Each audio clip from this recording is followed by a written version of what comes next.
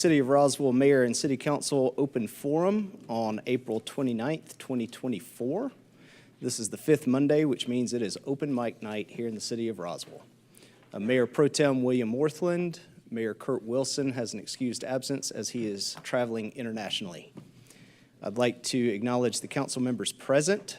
Councilmember Sarah Beeson, Councilmember Christine Hall, Councilmember Lee Hills, Councilmember David Johnson, and Councilmember Alan Sells. I'll now turn it over to our City Administrator, Mr. Randy Knighton, to explain how the meeting is run. Mr. Knighton. All right, thank you, Mayor Pro Tem Worthland. And of course, we appreciate again everyone for being here this evening. Open Forum was instituted to allow Roswell residents an opportunity to address the elected body, and each Roswell resident will be permitted 5 minutes to speak in the open forum session of the meeting this evening. And that is 5 minutes per person, and time should not be ceded to another individual. If you would like to speak if you would like to speak, we ask that you fill out a comment card that can be found at the back of the room in order to ensure an accurate record of the meeting. We ask, of course, that everyone observe the principles of mutual respect and display the appropriate demeanor during the course of the meeting this evening, which should be and is reflective of this great community. The Mayor Pro Tem is the presiding officer for the meeting and will ensure the orderly exchange of comments. And we do encourage everyone in attendance and the viewing audience to visit the website for meetings, events, and departmental information, and encourage you to review and participate in the various activities and offerings here in the city, which you can find at roswell365.com. There are a number of events in the city of Roswell which promote community, physical activity, and leisure as we all make Roswell the #1 family community in America. Mayor Pro Tem Worthland. All right. Thank you very much. At this time, we'd like to call on Dory Griggs, City of Roswell Fire Department Chaplain, to come forward for the invocation and moment of silence. Would everybody please rise?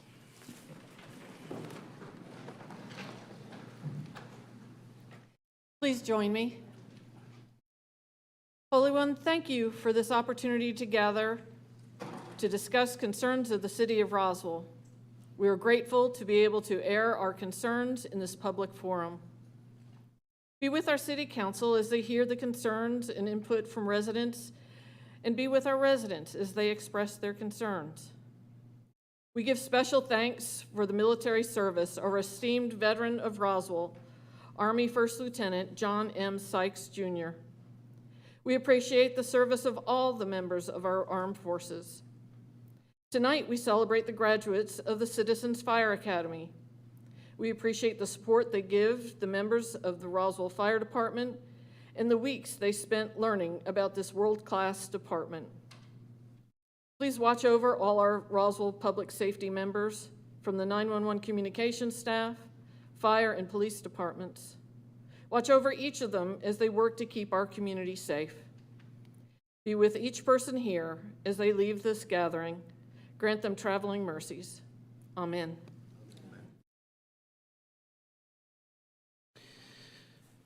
All right.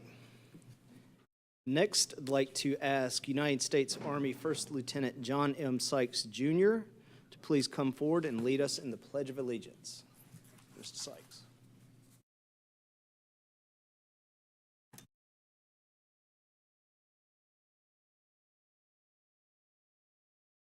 Pledge allegiance to the flag of the United States of America and to the republic for which it stands, one nation under God, indivisible, with liberty and justice for all. Thank you. All right, Mr. Sykes, stay on up there and ask council to come down for the mayor's report, which is the reading of the proclamation of the esteemed veteran of Roswell Award. Everyone else, please have a seat.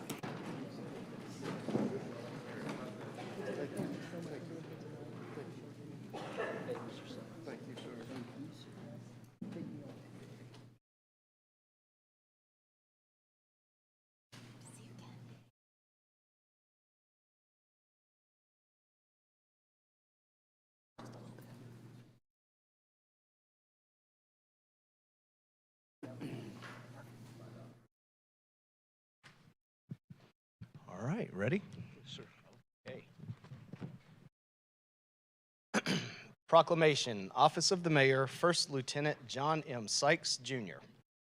Whereas John M. Sykes, Jr., born to Meldrum and Louise Sykes in Savannah, Georgia, in June 1946, and raised nearby in Claxton, Georgia, has demonstrated unwavering dedication and valor in the service to our nation.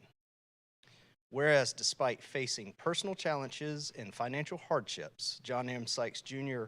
displayed remarkable determination while he was drafted in the United States Army. And whereas John M. Sykes Jr. distinguished himself during his military service through his exemplary leadership, resilience, and commitment to duty. And whereas John M. Sykes Jr. underwent rigorous training, including Infantry Officers Candidate School and deployment to Vietnam, where he exhibited exceptional bravery and strategic acumen in the face of enemy attacks.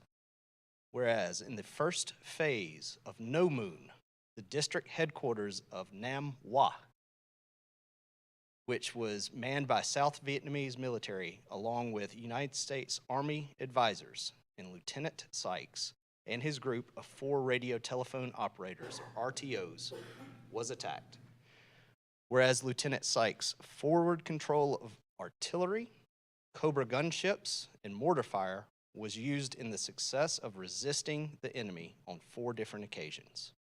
Whereas Lieutenant John M. Sykes Jr.'s outstanding service to his country is reflected in his numerous awards and accolades, including the Combat Infantry Badge, the Bronze Star, the Good Conduct Medal, the Valorous Unit Emblem, the National Defense Service Medal, the Republic of Vietnam Campaign Medal with device, the Vietnamese Cross of Gallantry with palm, the Vietnamese Staff Service Medal, First Class, and expert ratings in M16 rifle, M14 and M14A2 rifle, M1911 pistol, as well as assorted other weapons. Whereas Lieutenant John M. Sykes Jr. returned home to Georgia on August 9th, 1971, was discharged from active duty and placed on reserve as first lieutenant. Whereas upon his return home to Georgia, Lieutenant John M. Sykes Jr. continued to embody the values of honor, integrity, and selflessness, contributing to the betterment of his community. Now, therefore, I, William Morthland, Mayor Pro Tem, on behalf of Kurt M. Wilson, the Mayor of the City of Roswell, do hereby name First Lieutenant John M. Sykes Jr., an esteemed veteran of Roswell, and call upon all our citizens to recognize his outstanding service to our country and our community, and that there is no higher calling than those who serve in the armed forces.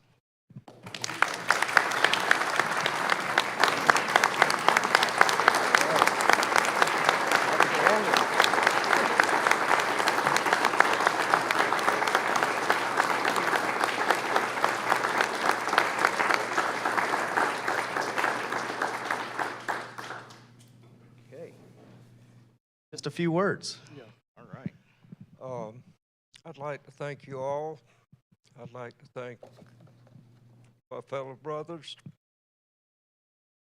Thank you. Very good.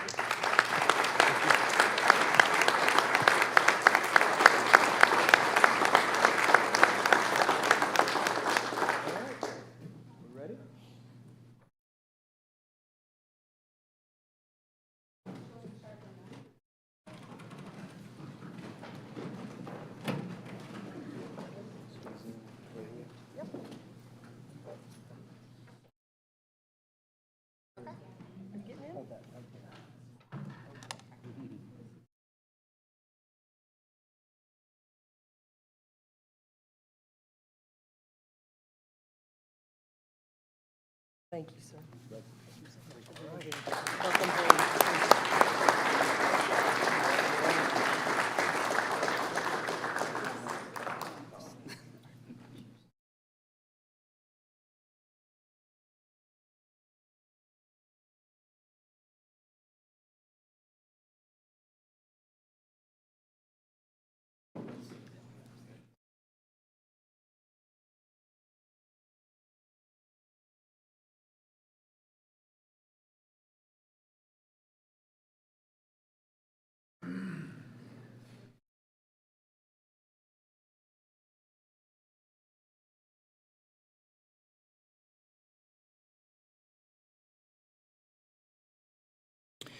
All right, next on the mayor's report is recognition of the Roswell Fire Department's Citizen Fire Academy graduates of 2024. Fire Chief Joe Panino, will you please come forward for the recognition of the Citizens Fire Academy graduates?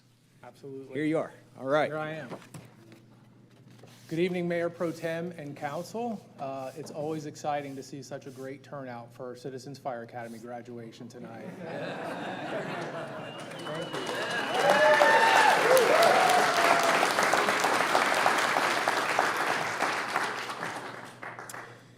Good evening, everyone. It's our pleasure to be here tonight to celebrate and recognize the commitment, enthusiasm, and dedication of our 15 graduates who have successfully completed the Roswell Fire Department's 2024 Citizens Fire Academy.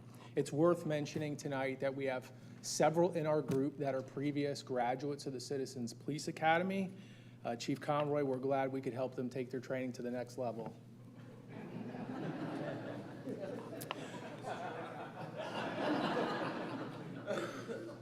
Bet you didn't have a crowd this big at your graduation. Over the past 10 weeks, these individuals have undergone 30 hours of intensive training that has given them a glimpse into the life and responsibilities of a firefighter at the city of Roswell. Their engagement in each session speaks volumes about their dedication toward understanding and supporting the mission of the Roswell Fire Department.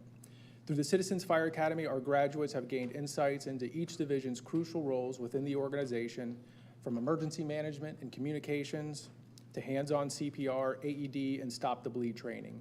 They've learned about fire behavior, emergency medical services, and the essentials of community risk reduction. This program does more than educate. It serves as a bridge between our fire department and the community that we serve. The participation of our graduates enhances our collective capability to ensure the safety and resilience of the city of Roswell. To our graduates, remember, this is not the end of your journey with the Roswell Fire Department, but it's the beginning of our relationship. We hope you continue engaging with Team RFD, participating in community events, and sharing your knowledge with others. Congratulations on your achievements. We're incredibly proud to have you as part of the Team RFD family. Thank you for your dedication and enthusiasm throughout this program. Let's continue to work together to keep Roswell safe. Now, we'd like to introduce Rich Austin, one of our recent graduates, and invite him to share a little bit about his experience with the program. Thank you, Chief. Again, Rich Austin, 30-year East Roswellian. Go East Side. Hey, there we go. There we go. Yeah, thank you. On behalf of our academy, I'd like to thank the mayor, the mayor pro tem, the council, of course, Lieutenant Sykes, and everyone who helps our community become very unique on that side. So we certainly appreciate what you do. Our PIO, which is our public information officer, and our professor, Chad Miller, asked me to pass on. Yeah, go Chad! Asked me to pass on a few thoughts of what we learned in our academy. So here we go.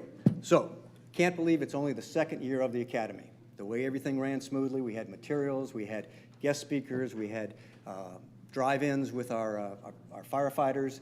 We pretty much did everything that made us feel as though this thing had been around for 8 or 10 years as opposed to 2 years. So it was very well run. We learned a few things, such as only 70% of the calls, or actually 70% of the calls they get are medical calls, mostly from falls. Who would have known the fire department responds to all that stuff? We learned that an active fire is called a job. So when they say we've got a job to do, that's what they mean. We learned that Chief Panino is a dedicated analytical efficiency nerd. He has more reports than anybody I've seen since accounting class. But he's also built a very close-knit team of highly trained, motivated, and physically fit firefighters. So much so that they've reduced the response time by over a minute, which I believe is what, probably 20, 25%? All right, something like that. So we certainly appreciate that. We learned, very importantly, how to stop the bleed. The Chief mentioned that before. This is something that we can actually use in real world. And my classmates also learned about CPR. What are the two things about CPR we learned? Call 911. And? Get your AED, how about that? The defibrillator. So we knew about that. Yeah. Our graduating class learned how difficult acronyms could be. So Chad was able to help us respond to that. So I mentioned physical fitness. We spent an entire, 12 hours with the firefighters at their place. We learned two things. They know how to eat. Those people can cook. Yeah. They also are very big fitness workout people. And so we wanted to bring Chad up because we all chipped in. Chad, if you would please come up. We wanted to give you a reminder of our class and something to think about while keeping you fit and also knowing where you stand in our hearts. So We want to give you 1 pound dumbbells because you're the number one in our heart. Oh. Don't get too strained. Yeah. Don't strain yourself. So in summary, I hope I speak for the entire class by saying that the Roswell Fire Academy is a great use of equipment, monetary, and human resources. And now you have 15 new advocates to tout to the world that Roswell has the best damn fire department in the Southeast. Right.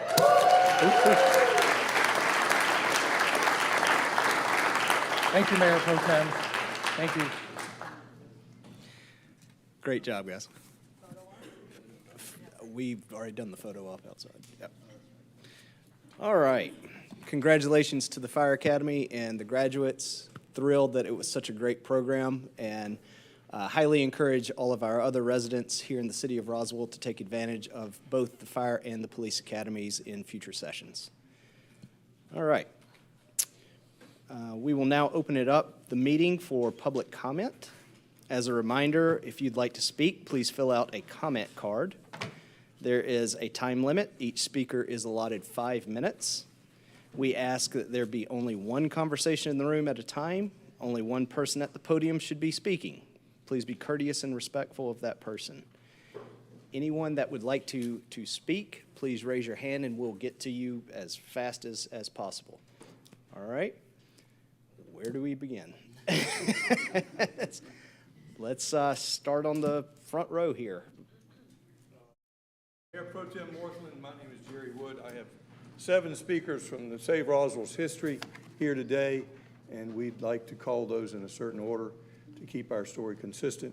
And the first speaker would be Joanna Benson, a Roswell native, a UP Unified, the Historic Preservation Commission chair for 4 years, 4th generation Roswell resident, and a concerned Roswell resident. Hello, everybody. Thank you for allowing us to speak tonight. Again, my name is Joanna Benson Spencer. Do I need to list my address? 710 Upper Henry Road, Roswell. Tonight, I want to start out by saying that I'm here to voice my concern over why we are buying property that we absolutely unequivocally do not need. 2 parcels have been purchased by the city in March of 2024 for the parking deck structure itself. Now we are adding surface parking and maybe a plaza of some sort that involves 3 other parcels of land. Let's dive down a little further. Wanted to show you these parcels on a map. Hopefully this is working. I don't know how to work this equipment. Does that work?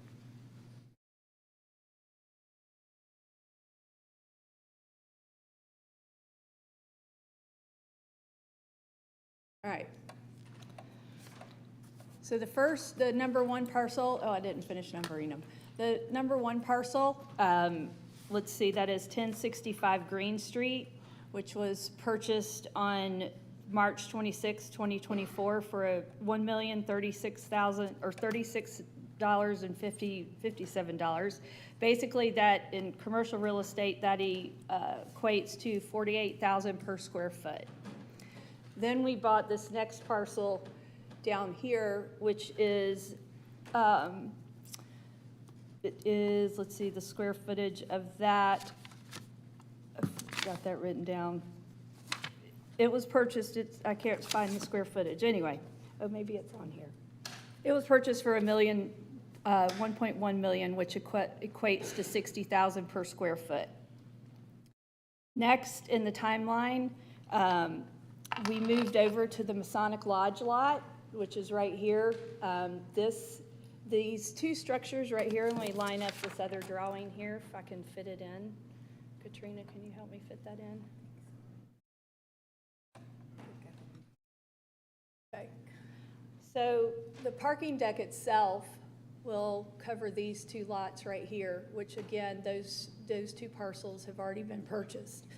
There's a street that will go, there's a light that's been put in right here by the southern skillet that allows, you see the entrance into the garage here, you come across the street and access it possibly by green. Then this lot, which is referred to as the Chop House lot for the Masonic Lodge owns, It is just dedicated for surface structure parking. The lodge has been offered, it is 0.73 acres, and they were offered $230 million, which equates to $71,000 per square foot. Then the next lot over, which is this lot right here, which is also owned by the Masonic Lodge, which is where the significantly historic structure building is located, is 0.397 acres, and they were offered $1.1 million for that, which equates to $70,600 per square foot, for a total of $3.430 million, 69, an average of 69 per square foot. But as you can see on this map, one of the things that my point is, and also they're in negotiations for this lot right here, which again, down here in the plaza, again, why are we doing this? What is it needed for? Why are we doing eminent domain to possibly destroy a structure that is one of our most significant historic structures, which you'll hear about in a later presentation, in the city of Roswell? It's one of 5 that is actually in the Library of Congress from 1939, a survey that was done. So if you purchase this lot, plus the Masonic Lodge lot, we're spending an additional $2+ million for something, maybe some brick pavers to sit on. It looks like you've got a little roundabout designed here. Looks to me that all this could possibly be replatted if you stay out of eminent domain. Get creative. There's absolutely no reason to go into eminent domain. If you insist on buying the property, which I don't see why we're wasting the money, stay out of eminent domain. You waste all creativity. I suggest you look back to possibly Mayor Wood's tenure when he negotiated with a piece of property down on the river because he knew we needed it, but the sellers were not ready to give it up. And so again, let me just keep this really simple. We are, again, buying property we do not need. Thank you. And I think it's a waste of money and a waste of your time and our government's energy. Thank you. Thank you.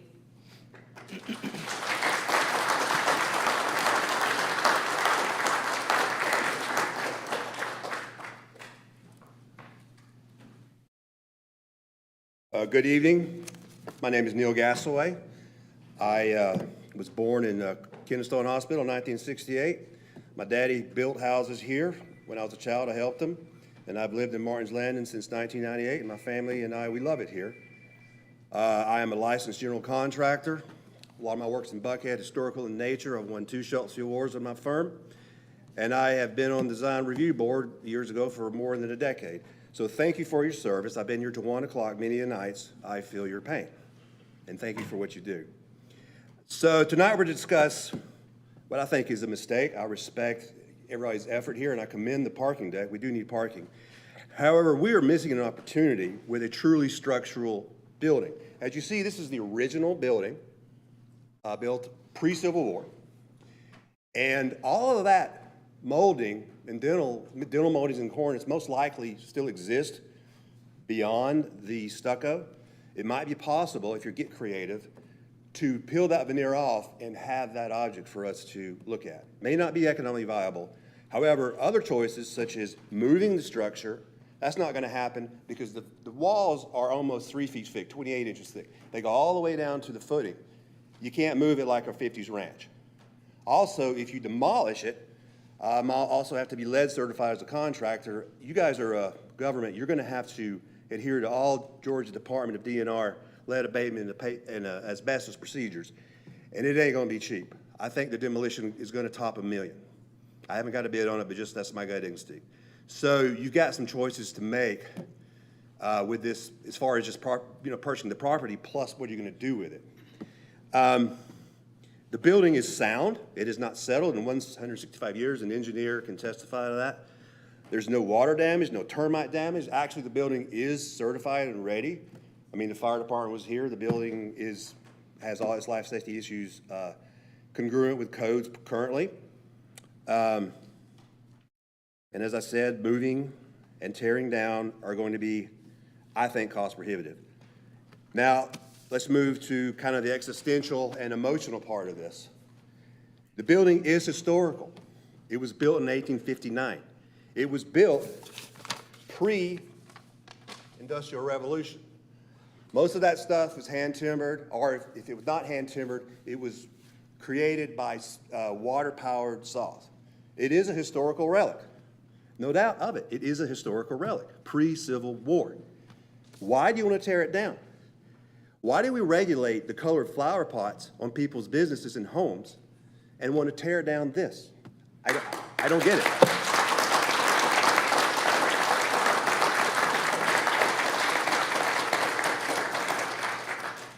Furthermore, as a contractor, I have reviewed your site plan, and as the previous speaker spoke, I don't see why we can't have the parking deck and the surface parking and a public walkway to Plum Street. It can be done. Worst case scenario, you lose 1 or 2 surface area parking lots. I don't think that's worth the sacrifice. Lastly, and this is really, my father-in-law lives in Savannah, and I think Savannah is making some mistakes. You know, we're going to miss an opportunity. Like, we could strip this thing down or keep it as it is, either way. We're missing an opportunity to keep history and not make this town look like every other town that you're driving around and you don't know what town you're in because they all look the same. That's all I got to say. Thank you so much. What do you do with this?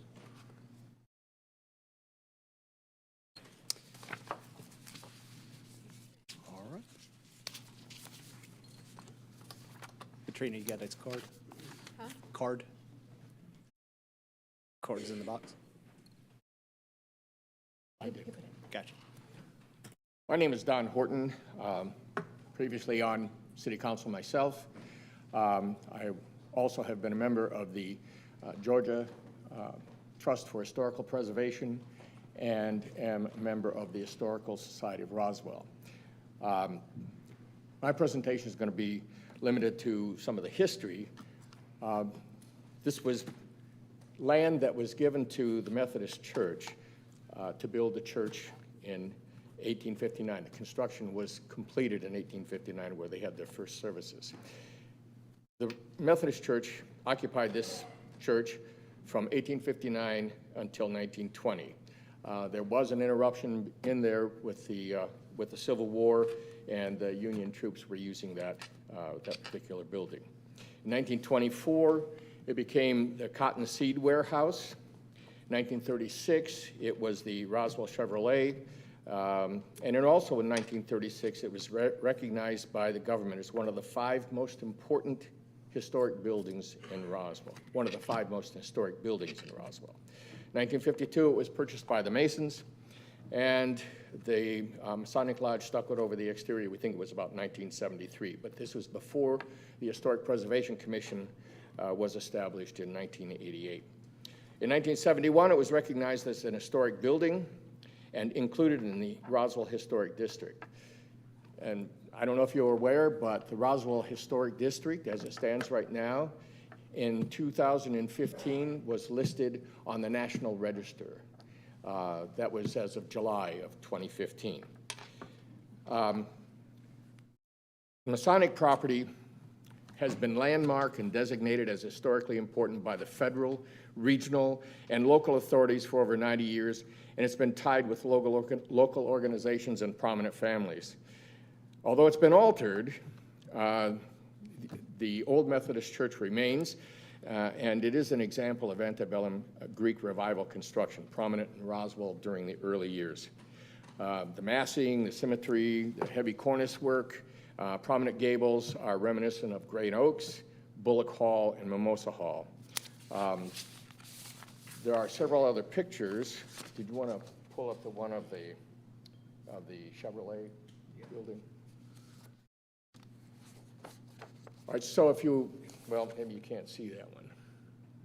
if you look closely at the cornice work and the dental molding, that's still there underneath the stucco work. And it could be renovated to be a rather significant structure. Right. Some things that you need to be aware of, because it is on the register, the National Register, before you do any digging, destroying the building, you will have to do, as a federal mandate, you will have to do an archaeological survey. So that's a costly and time-consuming event. That was one of the things that the developer was going to have to do at Mimosa Hall. I led the charge for the city to save and purchase Mimosa Hall. And we knew at that time that they were going to have to do an archaeological survey, and it's expensive and very time-consuming. We also need to do a structural analysis. I don't think that's been done yet. If it has, I haven't heard anything about it. You need to do an estimate of the demolition cost. Again, it's not going to be cheap to tear a building like that down. You've got 28-inch walls or 30-inch walls. It's not going to be cheap. Plus, you have to consider that there might be asbestos and lead, and that has to be taken care of very carefully. I'm a member of the Roswell Presbyterian Church a number of years ago. We did repainting. In order to do the repainting, we had to take all the lead paint off before we could start repainting all over again, and that cost us $50,000, and that's a smaller structure than this is. You also might want to take a look at what rehabilitation costs would be. It may be significantly cheaper than demolishing that building. You may be able to turn it into a significant building with using a little bit of creativity. One more thing I wanted to say. In 1973, there was an historic area survey. It was led by William R. Mitchell, Jr., and it identified not only the historical value, but the value of Roswell's overall historic preservation. The survey endorsed the site and 38 other Roswell locations for their historic significance.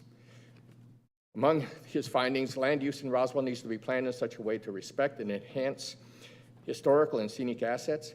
Roswell historical character is one of the most valuable features, one not available to the same degree of unspoiled authenticity and beauty by any other town in the Atlanta metropolitan area. Thank you. Thank you.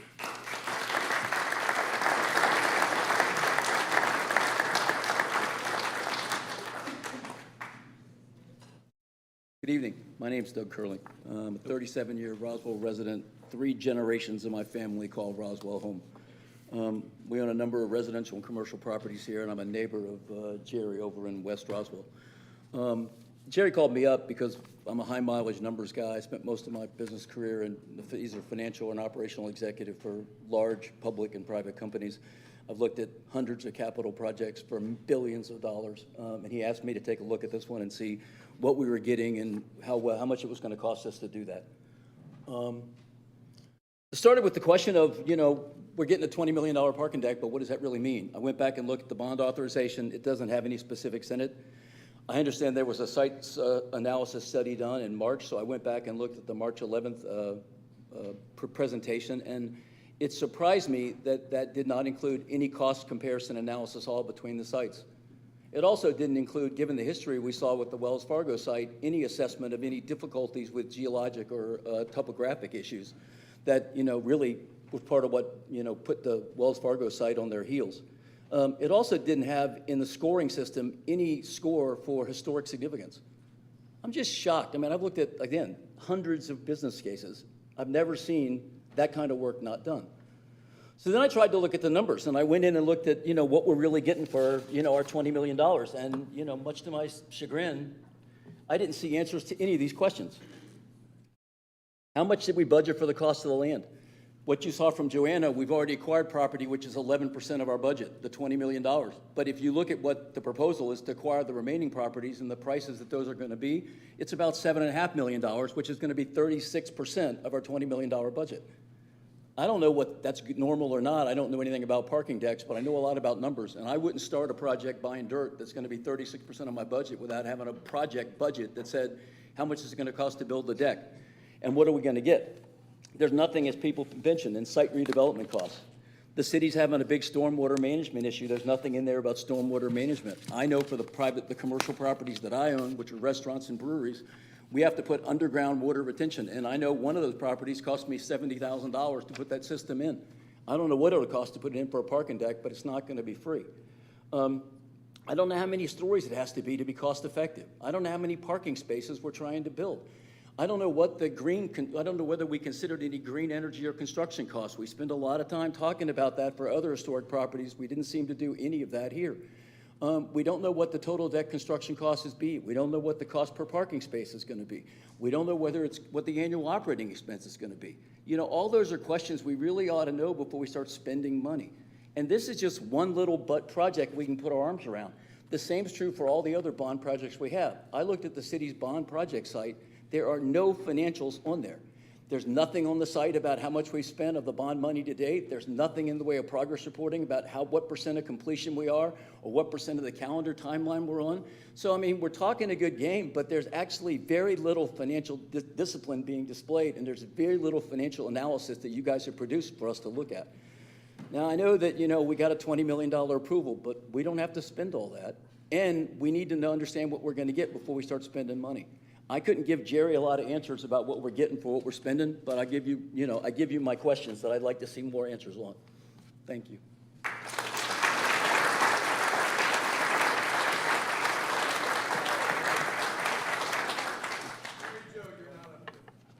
Am I out of order?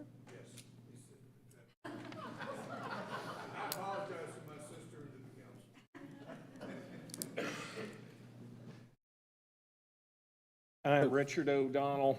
I am not Jerry's sister, and I live at 555 Lakemont Court in Roswell, where I've been since I bought my house from Tom and Betty Price 33 years ago. I thought I bought it, but Betty just reminded me again I stole it from her. I'm here to chat about eminent domain.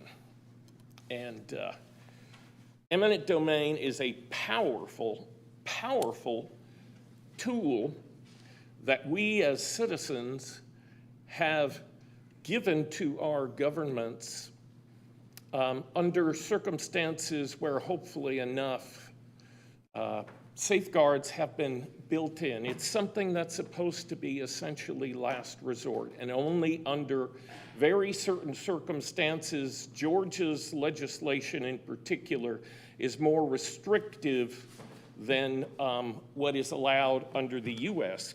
Constitution, and the U.S. Supreme Court allows that to be, so our rules apply. And we are focused on public use, public exigency, and public purpose. And there are other safeguards that include the requirement of good faith, as is always the case in dealing with our governments. And in this particular case, I question very strongly whether or not we actually, as a city, have done all we need to do in order to make sure that we take no more than we absolutely need to take. The level of taking, obviously we can't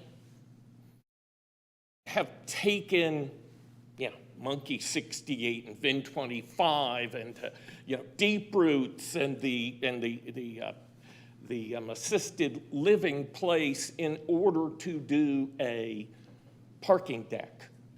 And what is the focus of my concern is that we have already admitted as a city, by making one of the two initial alternative offers to the Masons, one that didn't include the church at all. We have admitted that this can be done without touching this historic church. We don't need to take it. Cautionary tale. Forsyth County got into litigation with the Threets, who had a sand and gravel company up like we had here on Riverside. Mayor Wood negotiated that, worked it out. There was no eminent domain. Forsyth did not go that route, splitting up over essentially a $2 million difference between $7 million and $9 million. They didn't get the offer they wanted, and so eminent domain. And what happened? Well, after hundreds of thousands of dollars of lawyers' fees, 2 appeals, and eventually awarded $16.5 million plus interest for years that I think took it over $20 million. And what did Forsyth do? They put an assessment on their citizens. All these costs you're hearing about. What happens if costs go over? What if it is much more Mr. than O'Donnell. we expected? Who pays that? Mr. O'Donnell, please address the council.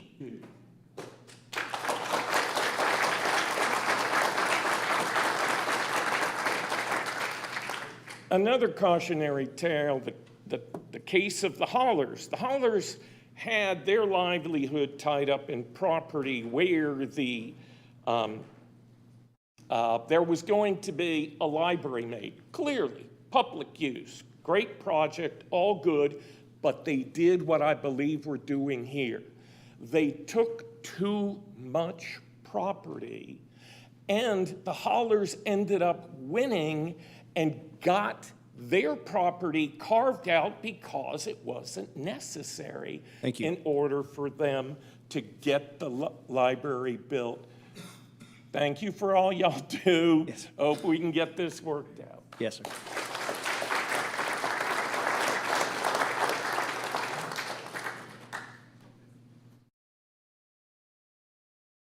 Good evening, Mayor and Council. Thank you for having us here this evening. As you know, for 9 years I sat where you did, and from 1991 to 2000, also known as the golden years of the Roswell City Council.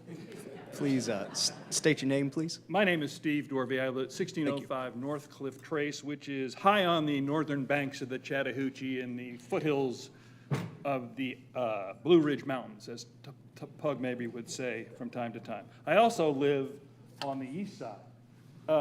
And, you know, you hear about talking about saving money. We could use some money to help us on the east side, maybe do a little economic development on the east side to make it look something like other than a series of wrestling parlors and taekwondo studios. We need the money over there. But that's really not why I'm here. I was told to speak on the site selection and why, you know, you picked the wrong site, but that horse has left the barn. You've already purchased property, so I think what I would like to do is just say, let's try to make the best out of a bad situation and make it a good situation. I think you can do it.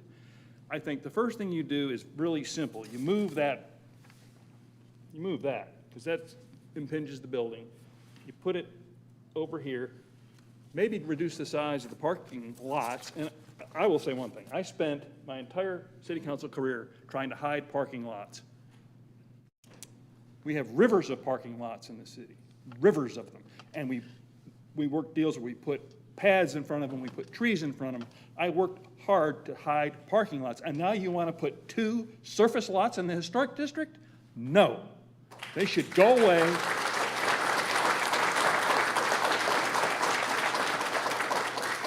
They should go away or be reduced. Make the thing 1 story higher. I mean, across the street, you got all kinds of structural height. So why not just put 1 more level on the parking deck and save the Masonic Lodge? And if you save the Masonic Lodge, you then, what do? You hide the parking deck from at least 1 viewpoint, so you've got a built-in screen. Also, I think that you can preserve the historic nature of it, and you can make it for some sort of public use. We lost a visitor center, maybe it's going to be a visitor center. Maybe it's going to be something else. There are plenty of things you can do with that building to make it, keep it historic, make it historic, more historic, and ultimately benefit the city. Now, I also had an unfortunate experience with the Lebanon Baptist Church, because we bought it I wanted to sell it, and then we took 5 or 6 years to decide what we wanted to do with it. So I'd like to caution you that, you know, you seem to put the cart before the horse. You bought the property, you really don't know what you're going to do with it. If you decide to keep the Masonic Lodge, figure something out for it before you get into a 6-year-long discussion about what you're going to do with the Masonic Lodge. I think a visitor center would be good, maybe a house, a place for charities or whatever. But if you can move, either do away with the service parking or move that little plaza, you can keep the building. You don't need to spend all that money tearing it down. You can have a screen for your parking deck. And hopefully, you can do something that's very rare in politics. You can make everyone happy. Thank you.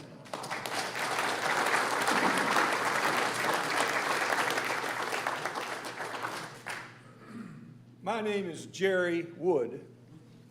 I served as mayor and sat in Will Northland's seat for 20 years. It was a great time. Got a lot done. And I appreciate your service to the city. Roswell is unique in Atlanta because of our historic properties. Alpharetta has the malls, and there a lot of economic development around it, but nobody has the history that Roswell does. And when we bring Roswell to history, our brand is history. We don't need to be, if we want to enhance economic development, we need to build it in conjunction with preservation of history, not in demolishing history. The Masonic Lodge lot, the 1859 church lot, is absolutely not needed for parking. Your own plans show that. If you tear it down, you're actually going to hurt economic development by destroying your brand. We're spending over $1 million to acquire the church property, not the chop house lot behind it, to tear down a building that we don't need to tear down. It may not be the most beautiful building in Roswell as it sits. It may need a facelift, but that can be done. There's a beautiful building underneath that stucco. The city should not ignore its own rules. If this was a private developer, they could never tear this building down. It would never pass the Historic Preservation Commission. And why is the city talking about tearing it down? Why is the city taking land when it hasn't really exhausted its negotiations? There was one offer, there was a counter, and then there was a take it or leave it by the city. You haven't really made a real effort to try to negotiate this. Now, I think if you complain about something, you should offer your recommendation, and I have a couple of recommendations. Find another solution. During my 20 years as mayor, we never condemned one piece of property. I don't recall Mayor Mabry ever condemning one piece of property. We had creative negotiators. Why do we need to take somebody's property now for a pedestrian mall? We're not taking it for a parking deck. We're not taking it for a street. I know we recently took a property for the Oxbow thing. We had to put the street in. You don't have to take this building to put in the parking deck. It's behind it. Why don't we just let it be? Save $1 million plus and not buy the Masonic Lodge. If you really need the property around the Masonic Lodge, you can carve out the property where the Masonic Lodge is. Probably only cost you, probably save $500,000 if you do that. The first recommendation is if you don't want to own the property, if you don't want to fix it up, don't tear it down, don't take it from the Masons. The building does need a facelift, but I've talked to a lot of people. More than likely, it's going to cost you just as much to tear it down as it would to do a facelift. No one's done the analysis. You can't argue that point. If the city must take this building, I don't understand why, use it for a good purpose. You don't have to fix it up right now. It meets code. He said you could use it for a hurricane shelter, it's so stout. Use it just as it is if you don't want to fix it up, and fix it up over time.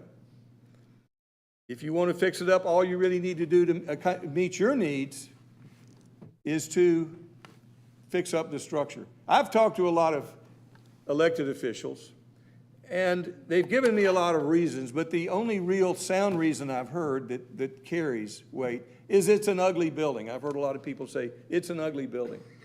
If we're going to start tearing down ugly buildings, why are we starting with a historic building? You got a lot of ugly buildings in Roswell.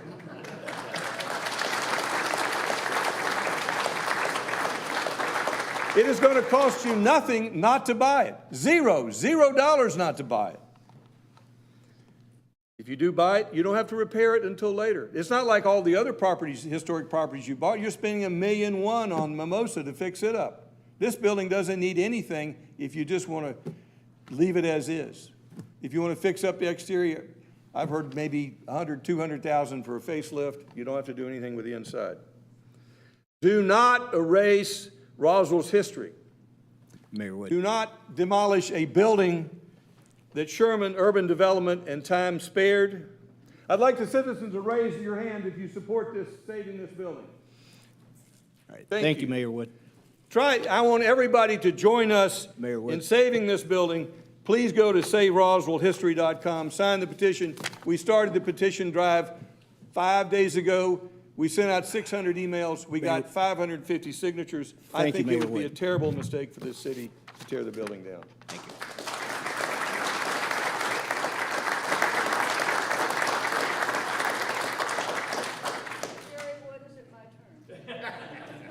Mayor Morthland is the presiding officer. Are you part of that slate of speakers? No, sir. She Okay. is my sister, and it's up to you who you recommend. Okay, all right. Mayor and City Council. After this one, we'll start bouncing around and grabbing I'm hard of others. hearing. Okay. Thank you for this opportunity to advocate for the Masonic Lodge as I know it. My Excuse name me, is Dr. name- Mary Jo Wood. I am a retired veterinarian. I grew up here. I graduated from Roswell Animal Hospital.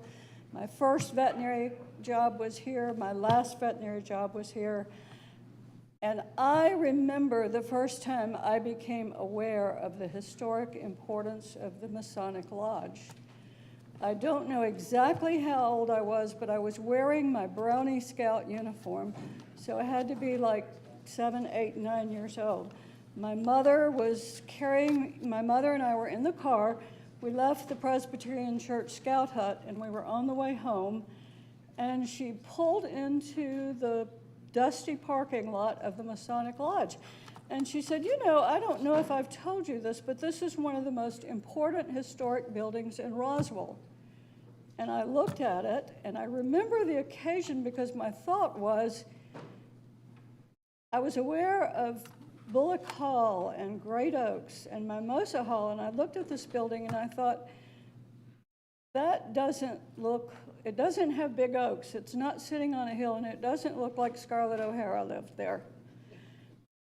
But my mother, it had the symbol of the Masonic Lodge, a big round circle up in the eaves, and it may be a myth, but she said, the reason that Roswell still stands, the reason that Roswell was not burned to the ground by the Yankees, but like Atlanta and many other towns that the soldiers went through, is because of the strong bond between the Masons and the citizens of Roswell. So I feel like I was made to feel like that lodge was what saved Roswell, and I think it's time for Roswell to save that lodge. Now, this public comment card says group affiliations, and I'm a member of the Roswell Historic Society and the Roswell Book Club, but the group that I feel like I represent is Roswell's 7, 8, 9-year-olds who are growing up and being told about Roswell's history. And I want to advocate for them, and thank you for letting me speak. Thank you.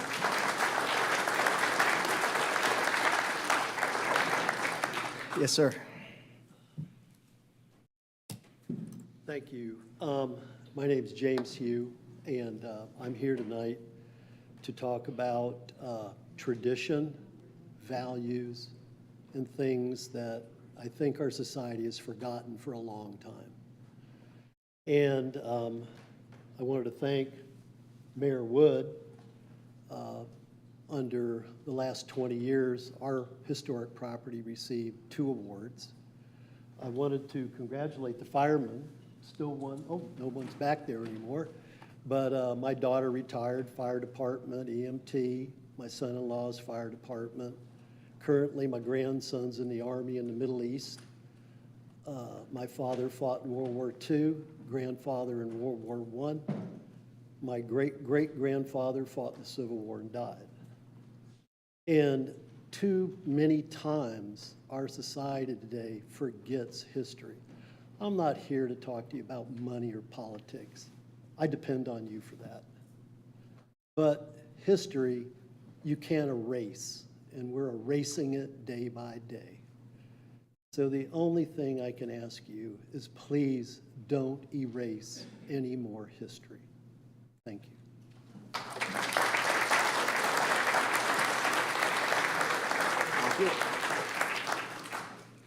Right behind. Here we go.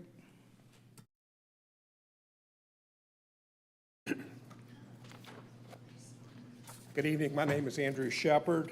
I reside at 815 Mimosa Boulevard. That's the Manhattan House across the street from the current United Methodist Church. I'm a registered architect, a licensed contractor, and a real estate broker in Georgia and North Carolina. I come to you this evening not in opposition of an overall proposal to build a parking garage. I come before you in opposition of the proposed demolition of the first Roswell Methodist Church building.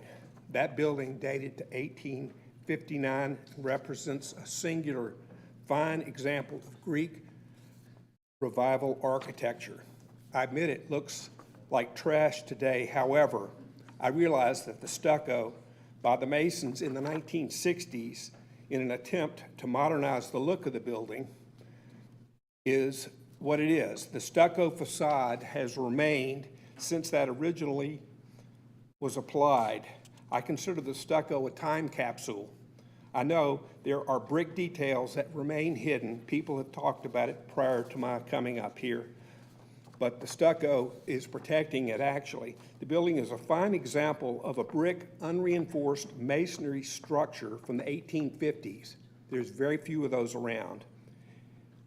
As you are aware, or you may not be aware, the machine shop is a smaller example of a similar structure that likely has lesser details. However, that structure has quite a bit of detailing in the brickwork based on its building usage. No one in his right mind would demolish the machine shop. Let me just digress a moment. I told you earlier, I own the Manhattan House, which is across the street from the current United Methodist Church. I've been there for 22 years. The house was built in 1849. That makes it 10 years older than the Masonic Lodge. My house, when we purchased it, was covered with cement asbestos siding everywhere. We ultimately removed the siding, and it was like opening a Christmas present. We were uncovering first growth poplar lap siding. We were finding 14-inch wide cornice boards and eave details that had been hidden for 50 years. It was like Christmas, as I said. The house took on a completely different appearance when the asbestos was ultimately removed, a better experience for sure. I firmly believe the same sort of experience and appearance will present itself at the old Methodist Church building. Historically, that building was built with hand-molded, wood-fired by slave and indentured service labor that cannot be replicated today. That building is truly a diamond in the rough. If the church is saved and rehabilitated properly, it will become a jewel for the historic district, and its location will go a long way towards hiding the new parking deck behind it as you travel north on Highway 9. In my mind, the building is truly worth saving, even if it means selecting another location for the garage. The church structure is truly an historic asset to Roswell. I have heard the church has to go in order to provide staging space for the garage structure. I say that's not true. My company has been involved in more than 30 precast garage projects associated with multifamily, medical office, student housing, and office buildings throughout the South. In virtually every project, there was a subcontractor involved in the garage erection. It's specialized construction. We are blessed with good precasters in the Southeast and companies that can take this project on in a timely and expeditious manner. The precast garage would eliminate the need for any vast storage or staging areas, as the garage would be precast off-site at a precaster's location and cured there under specific parameters. The components would be brought to site only when they were needed by truck and lifted directly into place. That sort of construction would completely eliminate the need for storage and staging for construction components. Basically, we're talking about construction like an erector set. It's brought there, it's put up, the truck leaves. Floors would be double T, precast components dropped into place, and the structural driving slab would be installed on top of that. Mr. Construction from foundation to completion could be achieved in mere months. Mr. Shepherd, thank you. Sorry.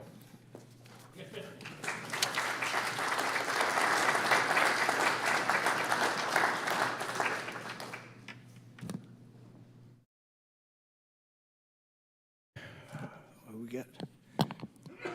Let's go to the right side of the room, in the yellow.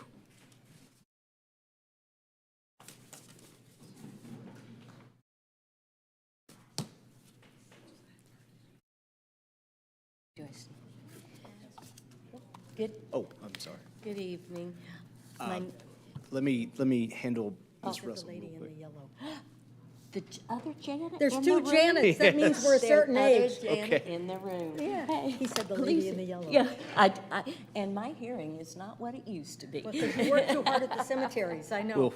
We'll get you next. I'm so sorry. There's only two, any other Janets in the room? Because it means we're over 50. My name is Janet Russell, and I live in Roswell since 1973. First of all, it's really nice to see so many people here advocating for the historic district. I'm here every 2 weeks advocating for the historic district, and I'm usually the only person here. In fact, 2 weeks ago, or last week, when this item was on the agenda, I got up and spoke about the Masonic Lodge. And my exact words were, you need to incorporate it into the project and make it a visitor center.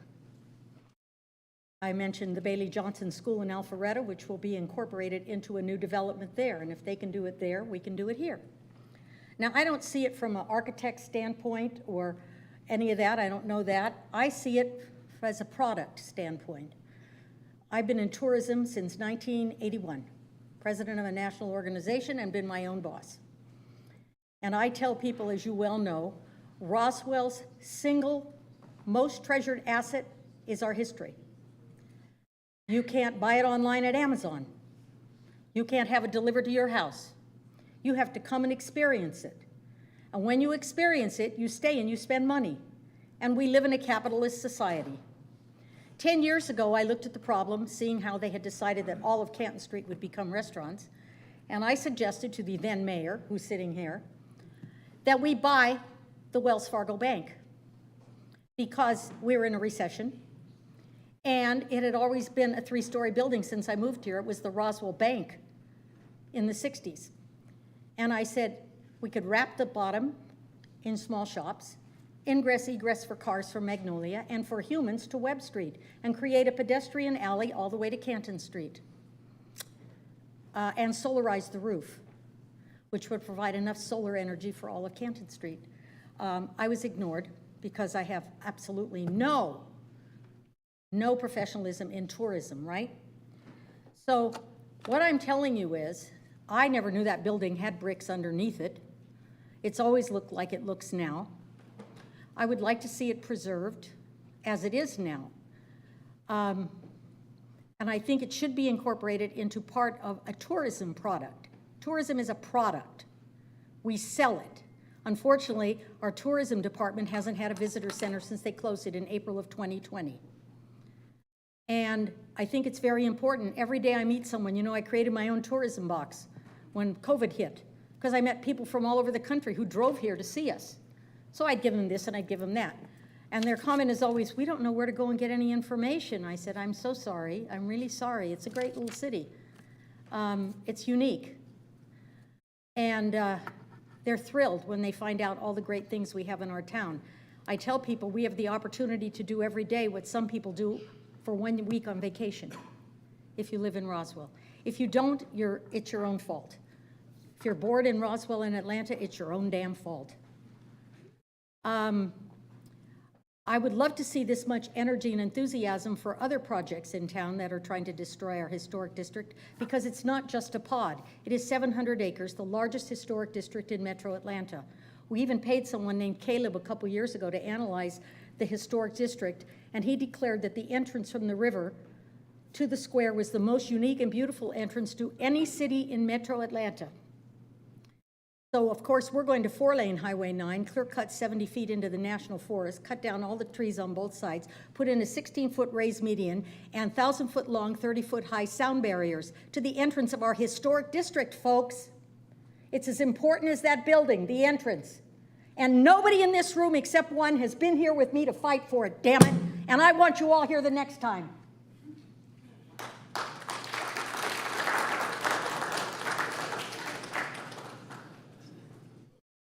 Where was the next person that was with her?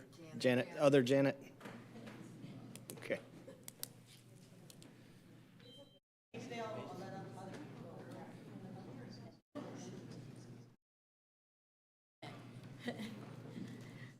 Sorry, I apologize. My name is Janet Johnson, and I live at 8915 Terrace Club Drive off of Eves Road in Roswell. I'm not going to say East Roswell because I see us as really as a community. I have raised my kids here. I've raised my grandkids here. And I taught school at Esther Jackson and River Eves. I taught third graders their unit on local history. And they were so excited to know that right where their desk was used to be Cherokee land. And they called it the Enchanted Land. And we went on and we talked, and they were so excited. Now, the reason why I'm here today is after I retired from teaching, I indulged myself in my passions, and the first thing I did was join Roswell Historical Society. And I have been an active member of that. Y'all know me as a cemetery lady, because the church that we're talking about, the church building that we're talking about, that church was circa 1836, the Mount Carmel Methodist Church, and it was at the crest of the hill where there's a historic marker placed by the Historic Society now. Barrington King wanted to move the congregation closer to town, and so in 1859, and the deed is in the archives, he gave the trustees of the Roswell, then it was called Methodist Church, an acre of land. They sold subscriptions, and in 1859, they were able to build that with those 26, 28 thick brick walls that were made of the Georgia clay. At the cemetery, we have found some of those bricks. They have handprints in them, you all. But what I want to share with you now is, you call it the Masonic Lodge. Many people, most people in town call it the Masonic Lodge. It's a church, you all. It's a church building. And in this book, that is the history of the Roswell United Methodist Church done for the bicentennial of Methodism, it has the handwritten roster of members in 1860. And I'm just going to read some of the last names. Reverend Simon Fraser at Fraser Street now was the only, he owned that land. He was born in Scotland. He came to Roswell with Roswell King at the invitation of Roswell King. The Drakes, the Colemans, the Farrs, the Gunters, Reverend Payton, the Grimes family, the Arnold family, the Ellis family, a descendant of the Ellis family sitting right here today. The Colemans are here today. The Blackwells, the Barnwells, the Morrises. These people sat in the pews of this church. There were on the historic, there were 2 doors. These rosters from 1860 were written, it says female members and male members. Guess what? They went in separate doors, the men and the women, and this is the handwritten ledger of when they signed going in that building.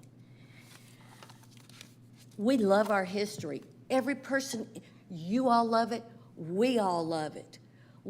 It's entrusted to us to preserve it.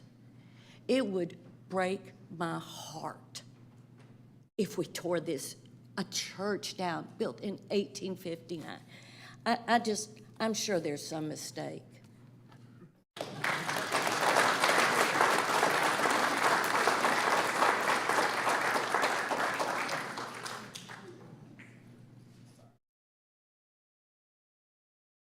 Apologize, but for medical reasons, I've got to get up here. Name Thank and you all address, for letting me come. My name is Nicole Griffin. I have a lot to say, and I'm going to do it very fast because I know I'm on a timer. Ms. So Griffin, address? I own a property in Hembry Forest Circle. Okay. Sorry, that's 15 seconds. I've come to this meeting for multiple reasons: for help to express my concerns and to plead for changes to be made. My first subject, a very simple subject, a tree. I'm a homeowner that has a dead tree on the property line in which I share with my next door neighbor. The tree has dropped a huge limb that has damaged the roof of the home that I own. It has sent a limb piercing through the ceiling like a bow and arrow, almost killing one of my children. My neighbor doesn't care because she lives in a mansion. It's not damaging the home next door to me because she's turned it into a rental property to I can't even tell you how many adults. Each day, I fear, when will another limb or the tree completely just fall on my home? I was told that I can't remove it without the permission of my neighbor, who again doesn't care because she lives in a mansion in Milton. I was informed that someone at the City Hall of Roswell holds the answer on how I find a resolution in this municipality, I stand here today asking you all for help. Next subject. The wonderful Roswell Police Department, or at least I wish they were. And I apologize for saying that, I didn't mean that, sorry. I stand here before you as an extremely concerned resident in regards to the Roswell Police Department. Since March of 2023, I have submitted 2 internal affairs complaints, one in which 3 officers received sanctions. It still hasn't been handled properly, and I feel forced to now involve external resources and bring light to what has occurred. One, honestly, was unfounded. There's one, so that was the first 2. There's one internal affairs complaint that I just recently submitted. There's another internal affairs complaint that I just witnessed something that occurred last week, and I'm about to submit it. The most recent thing that I witnessed was someone being told that they needed to take a ride with a police officer. You wanna know why? The reason the officer stated? He was guilty of cussing in front of his child. I ask you all, if that were a crime, how many of you would be arrested? How many of you would be arrested for cussing in front of your child? Or, take a ride with the police department. That's 4 complaints that I've submitted just in the past year. I've lived in this city since 1996. There are other complaints that I could have submitted, but that's just 4 in the last year. The next subject, code enforcement. I start by saying code enforcement is creating a dangerous environment in the neighborhood of Hembry Forest Circle. Code enforcement is intentionally selectively enforcing the exact same code to only apply to some residents and not all. They're turning a blind eye to the obvious code violations while targeting a select few. They're literally calling certain residents to warn them that they're on the way. Hurry up and get here because I have to come and there's been a complaint about you. Do this, do that. They're violating the right of residents to submit a complaint anonymously. They're telling neighbors who has sent a complaint, or at least who they're assuming, because their complaints are being submitted anonymously. It's leading to retaliation, confrontations, the fear of other neighbors to submit future complaints by some because we're being referred to as snitching. I don't ask you to take my word for it. At this point, I went ahead and recorded a confrontation that occurred between myself and another neighbor because I was a snitch because I felt it was fair to enforce a code amongst the entire neighborhood. You ask, have I tried to? I told my neighbor, don't worry. You fight City Hall with City Hall, but I learned that's not true. I have spoke to the city administrator, Randy Knighton. I have spoke to the assistant deputy administrator, Jeff Letterman. Mr. Knighton did go out on a limb for a day last Friday. I was told that Jeff Letterman would call me back. In fairness, we did play a little phone tag Friday, but he never called me back after 4 o'clock on Friday, which Mr. Knighton said he was still in the office. Mr. Letterman was still in the office. Not to worry, you'd get a call. Why didn't I get a call? Because I'm at the point where, not just for the police department, but now even for code enforcement, I'm now having to ask, how do I submit for open records request for body cam footage and cell phone records for code enforcement? Told that they would call back Friday and still waiting to hear. I realize the solution, unfortunately, probably is the news. My last subject.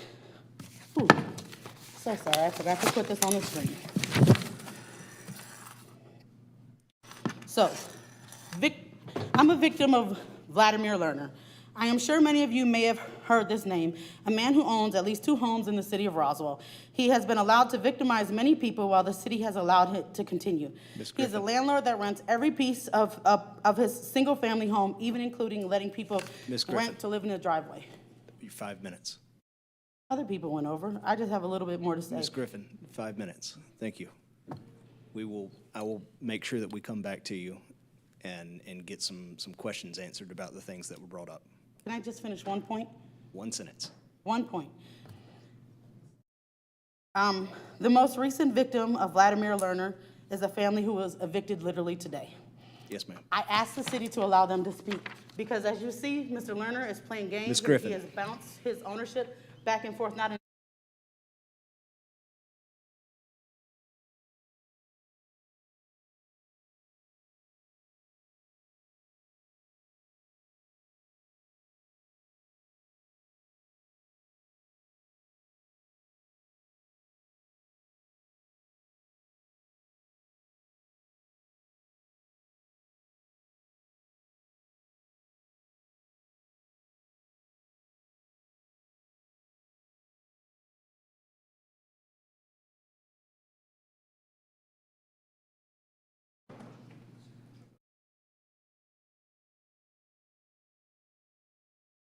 I'm Jason Yowell, long-term resident of Roswell.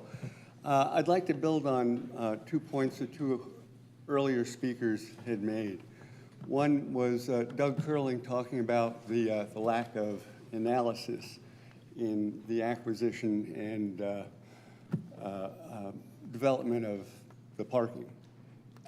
You're spending an awful lot of money on consultants. And it seems that all they're doing is whispering in your ear, buy this, buy that. But the whole point of consultants is to get a detailed analysis to support the decision. And we're not seeing any of that. It just makes no sense, considering the amount of money that is being spent on consultants in this town. The other point was made by Jerry Wood's sister when she talked about the Masonic organization and their relation to the fact that most of the historic buildings, particularly the antebellum mansions, are still standing because Sherman was a Mason and those people were Masons, and they had the symbol of the Masons at the entry thresholds on their houses. And even though the Masonic Lodge was not built by the Masons, the fact that it is currently owned by the Masons, and that is an organization that has more to do with historic preservation, albeit indirectly, it's rather ironic that you want to use eminent domain to take their property, especially a building as historic as this, just because somebody put a coat of stucco on in a misguided way to update it and upgrade it. But it would seem, if I were to encapsulate this, what Sherman couldn't burn, Mayor Wilson seems determined to demolish. Thank you.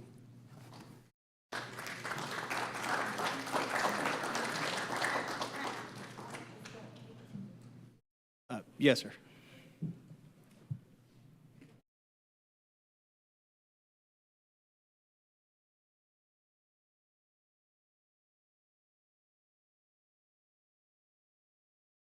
Welcome. Please state your name and address.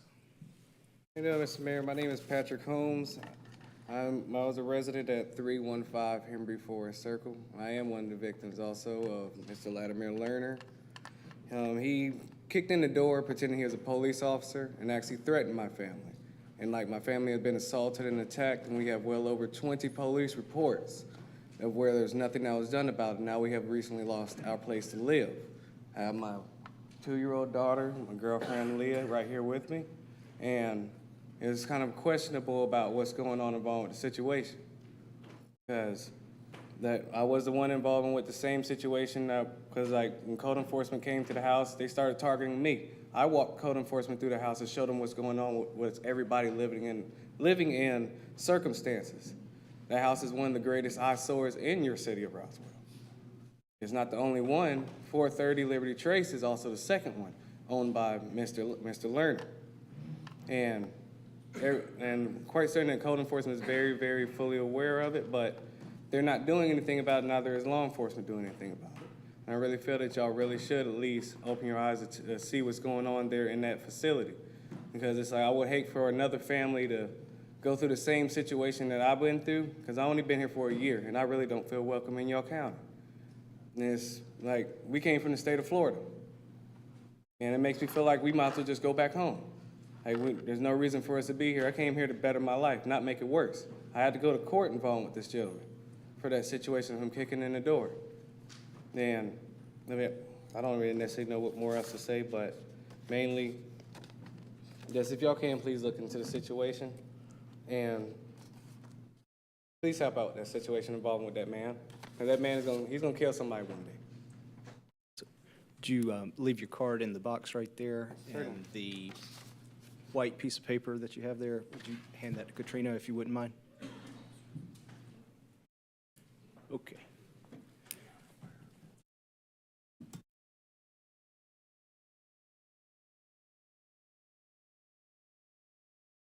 In the orange on the left, yes, ma'am? Behind you, Mr. Horton. There you go. Yes.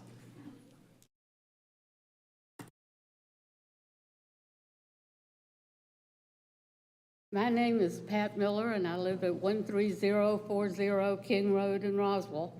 And I currently serve on the Roswell Historical Society Board of Directors. The Historical Society has taken a very strong position in favor of saving the building, which I wholeheartedly concur. But I'm also the president of the Alpharetta and Old Milton County Historical Society, a founding member of the Milton Historical Society, and a member of the Johns Creek Historical Society. I meet with their officers fairly regularly, and I can tell you that all of those cities would be appalled at the thought that Roswell would be tearing down a historic building. They would all give their right arm to have what y'all are calling an ugly building. I just spent about a year getting the city of Milton to restore the Eli McConnell House on Arnold Mill Road. It is in much worse shape than this building. It's going to require a lot. But they don't have the kind of historic buildings that you have here in Roswell, so they're willing to take on a really big project for a really small piece of property. I just hope that you guys realize what we have here in Roswell. And on a personal note, my great-great-grandparents are buried right over there in the old Roswell Cemetery. They worshiped in what's now the Masonic Lodge when it was still a Methodist church.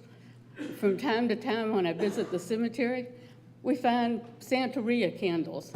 I don't have any experience with witchcraft, but I took them home and put them in my garage. If that building goes, I'm going to try and figure out how to make them work.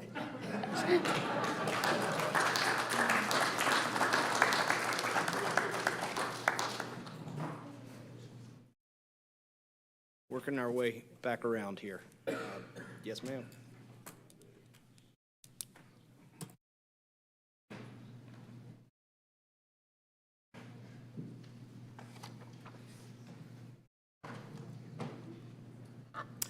Good evening, Mayor Pro Tem, members of council, and staff and guests here this evening. My name is Betty Price. I live at 295 Broad Meadow Cove. I've lived in Roswell since 1984. That's 40 years. We were attracted here a lot due to the historic preservation efforts in this city. We actually live in a period house. It's irrelevant that the period is the 1980s. 20 years ago, I got involved in the city of Roswell on the Design Review Board. Following that, 15 years ago, I was elected to city council and used to sit in that empty chair that's vacated by Councilman Morthland at the moment. So I know the difficult decisions you have to make and the issues that come before you and how you have to deliberate. But you do learn a lot from listening. That's why I'm really glad that we have the fifth Monday. And it's important not to move forward without due diligence and gathering input. You see here tonight many members of the Roswell Historical Society, the Roswell Women's Club, the Roswell Rotary Club. These are all involved and concerned people. I myself am a life member of the Roswell Historical Society, have served on their board and also on the Women's Club board. I even represented this community at the Georgia legislature. But tonight I'm here as a private citizen. I'm also, just incidentally, a certified tour giver of the U.S. Capitol. But I and many people here appreciate that the past informs the present and takes us wisely into the future. The Masonic Lodge is an important part of our history in Roswell. It is recognized nationally, and it was written about eloquently by former City of Roswell staff member Julie Martin, and I urge you to take a look at that if you haven't already. How many of you have seen what she wrote? You have to see it. You have to see it. There is a way to find the needed parking for the historic district and to enhance and utilize this building to its best use, possibly a visitor center. I urge you to consider that many people here this evening are of like mind that eminent domain of this building is not warranted, and there is great interest in moving forward to the benefit of all stakeholders. Thank you. Thank you. Anybody? One hand? Well, now we got three. Okay. All right. Yes, sir. There we go.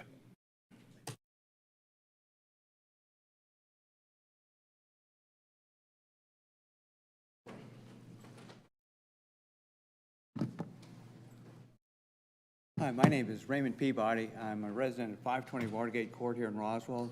Have lived in Roswell for 35 years. And I'm also a member of Roswell United Methodist Church, which we're talking about our first church building, and Baldwin Rotary as well. But I also come to you today not just as a private citizen, but also one with extensive experience in tourism marketing. I'm a consultant to, since I retired from the corporate world, I've been a consultant I've been a consultant here to Roswell CVB. I've worked with the Marietta CVB, Dunwoody, all over Georgia, as well as in the Southeast. And one thing that we have here is tourism is a product. Is that we have a tremendous product here. We've done a lot. We've done a lot to preserve the historic homes here. This is a very important structure. And I agree with everyone here that there's an opportunity to preserve that. I'm not against parking deck because, you know, I have experienced, like many people in Roswell, that parking is a challenge for us here. But preserving a building like this, potentially as a visitor center, because, you know, as you said, for 4 years now, we have not had a visitor center. That's a very important thing. You know, we go to Alpharetta, they're in a office building. You go to other places. I was in Cartersville recently, and they've turned an old courthouse into a tremendous visitor center, plus they've turned it into the museum. Our historical society operates out of the second floor of the Cultural Arts Center. It needs a home. Roswell is a very important historical city here in the state of Georgia. In my home state of Maine, where I moved many years ago, is that we had a 100-year-old opera house. To this day, people still rue the day that was torn down. There's a parking lot. 100-year-old opera house torn down. Now we're talking about a building that was a church that's over 100 years old. We're talking about turning into a parking lot. That is such a wasted opportunity. We can turn that into something that's very important, can help the economic development, because tourism in Roswell is economic development. It's what brings people here. When people look at moving a business to this area, they come here first. Economic development starts with tourism. It's where people come and sample your city.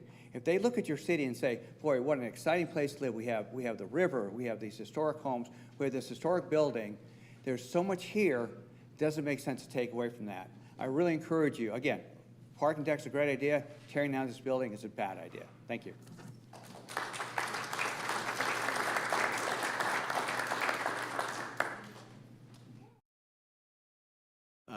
Yes, ma'am. Yes.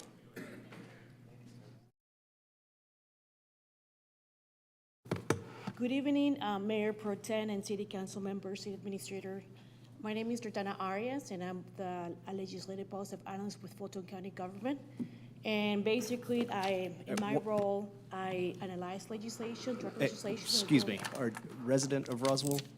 No, I'm not. So Okay, basically, this is open mic night for residents of Roswell only. If we need to set up a time, we can set up a time on the side. okay. Thank you. All right. Yes, ma'am.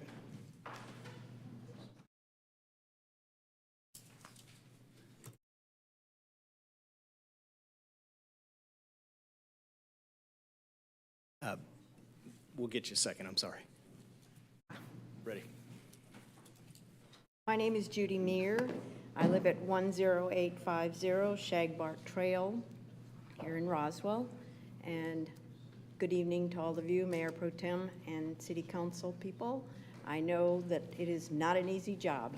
I sat up there for many years with the Historic Preservation Commission, working on saving our historic buildings, rehabilitating them, doing whatever we needed to do so that we would not lose our historic Roswell and its district. I was here a couple weeks ago when you voted on this, and I hope after you've heard so many people talking passionately about saving not just that building, but our historic district, because you start tearing down buildings that are not in a condition, it can be saved. It is not about to fall down or dangerous or anything else. It is not in the way of the parking lot. We all are the parking deck. We all want parking in Roswell. It's been a problem since my business was there 40 years ago. So I'm asking you to please reconsider the decision that you made. This is a very important decision, and it could change our historic character, which is something no one here wants to see.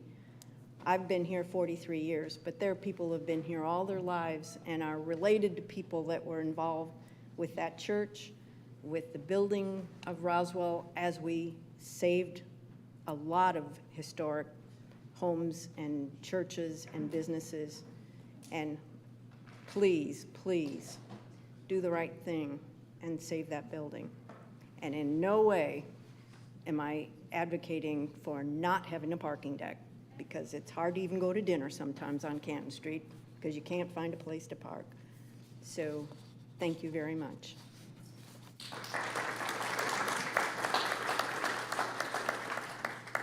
Ms. Taylor.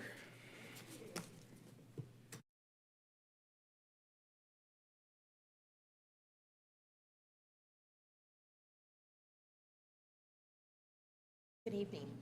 I feel like I'm interrupting this Masonic Hall debacle here. I'm here about massage ordinances. Name and address, please. I'm sorry. Joe Taylor, 3022 Glendower Way, Roswell, Georgia, 30075. And you guys all know me through being up here quite frequently over the massage stuff. Anyway, our concern at this point in time is I've been a massage therapist in Roswell for 20 years. If my landlord told me tomorrow that I had to move and I have to find a new place to go, by the time I go find and sign a lease, then I have to go through I have to go to the police department, fill out my establishment permit. I have to go to zoning and have almost like an architectural level drawing, which I'm not an artist, so that's not easy for me. And then I have to come in front of the council. And that can put me out of work for probably like 2.5 months. We have a massage therapist right now that's been a massage therapist for approximately 14 years. She stopped during COVID because she has an autistic daughter that had to have more care during COVID at home. And she's coming back into it. She applied for her massage establishment permit license in March 12th.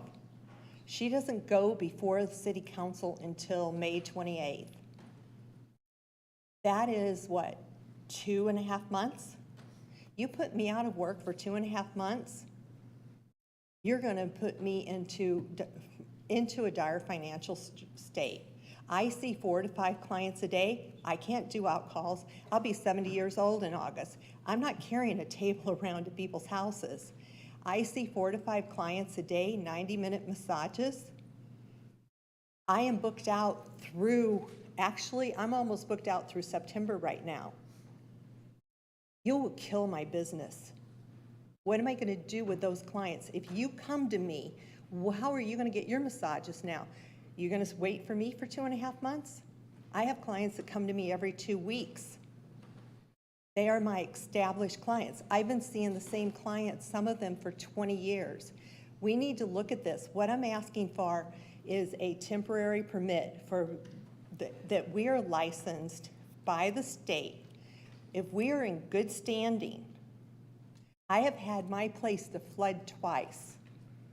I was lucky enough that my neighbor, Margaret Scully, I was able to go rent a room because she has multiple rooms and one is empty. So I was able to just scoot next door, take my table down, put it next door and to go work. Under the way it is now, that would not be legal for me to scoot over to her next door and do that. I am asking for, if you are a licensed massage therapist that is in good standing with the state, you have no infractions of any sort, that you be given a temporary permit to practice until all this process. I'm not saying that not to go through the process, you cannot play favorites, but if we are licensed by the state to perform the duty in which we are educated and do our continuing education and licensed to do. I understand we're doing the establishment, but the establishment is me. It's me. I cannot massage without being in that establishment. So you are still policing me through this. I am begging for a temporary permit for licensed massage therapists that have no infractions until you can red tag us if we don't pass it, okay? But I'm signing a lease anyway. I am paying for that lease for 2.5 months while I'm waiting. and I'm not working? Not fair. Would anybody like to comment back?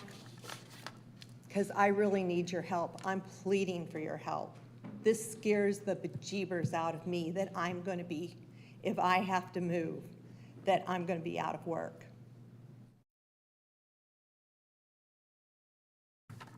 I hand it to you guys. Thank you for your comments. I'll make sure that we get back with you and come up with some good talking points and figure out a way, all right? Okay, I would like to request a meeting with, I have met with Randy and David. I would like to request a meeting to sit down with city council and let's walk through what it takes for me to get a license. Because even when I meet with Randy and David, nobody really understands this whole process of what it takes. So thank you. Ma'am.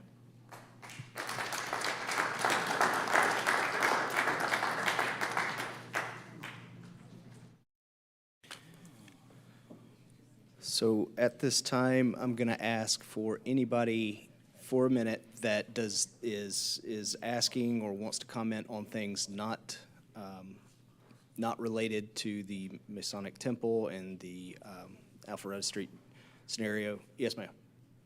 In the back. Yep, here we go. And we can circle back around.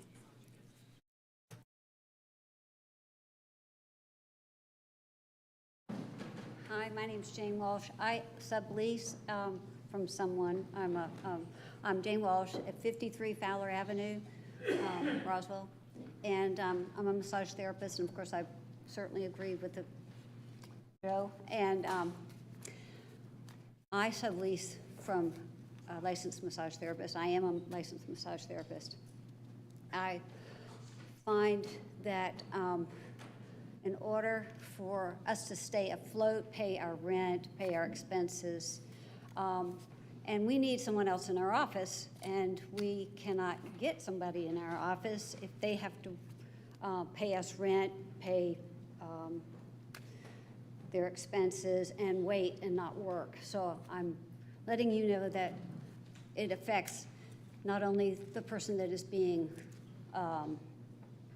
is leasing and subleasing, it's just destroying us. And I know all these laws that are being, or ordinances and rules that are being passed, they are trying to force massage out of Roswell. It feels like that.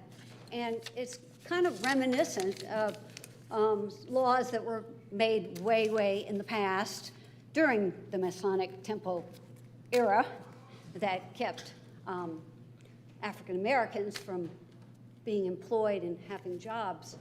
It's really pretty Jim Crowish.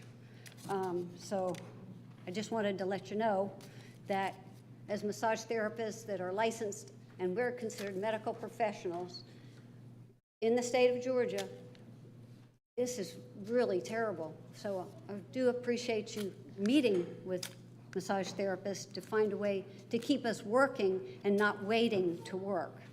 Thank you. Mayor Pro Tem. Mayor Pro Tem, may I? Yes, ma'am. May I respond? I appreciate all the massage therapists that have come out this evening. Also, for those who haven't been following this ongoing narrative with massage therapists in Roswell, we have updated our ordinances. I know that we've worked ongoing with all the massage therapists. For the most part, each of you are familiar faces, and I appreciate each of you coming back out to continue to give us feedback. In terms of the situations that you're outlining right now, is it an actual situation where someone you work with cannot work right now? So in that case, if you could reach out to Mr. Knighton, we can find a way in order to either do a hardship or a temporary permit or something that can get folks working for you. But in terms of reworking the policy, I mean, to be entirely frank, this would have been feedback that would have been very helpful 2 months ago when we were working with massage therapists over that amount of time. I know that you went with, hold on one second, I know that we've worked with you in terms of Mr. Knighton, Mr. Davidson, Chief Conroy. We had a number of staff members that were soliciting feedback throughout the entire time that we were working on this ordinance to make sure that we could avoid hardships on the massage therapist. When we got to the final reading, it was my understanding as a council member before we voted on it that we were at a good place at that point in time, that it would not create a significant hardship with the massage ordinance that we were putting in place. I hear you now. I'm understanding that it is creating a significant hardship. So in that situation, if you could make a very detailed request of specifically from the person who is facing the hardship with Mr. Knighton, I think there's a way that we can find a workaround with it. But in terms of if it's you hypothetically facing this situation, if it's collectively facing this situation, you're saying that there's an actual person, have that person, right, so in that case, we can work with you, with that person directly. I hear your concerns. I think there's a way that we can get to yes in this situation. But I think this is feedback that would have been helpful shaping that ordinance before it was passed. Okay, all right. All right, that's fine. Completely understood. I appreciate your feedback. I think there's a way that Mr. Knighton can work with y'all so that we can get to making sure that this massage therapist is not negatively impacted. Thank you. Okay, thank you. Okay. Which one?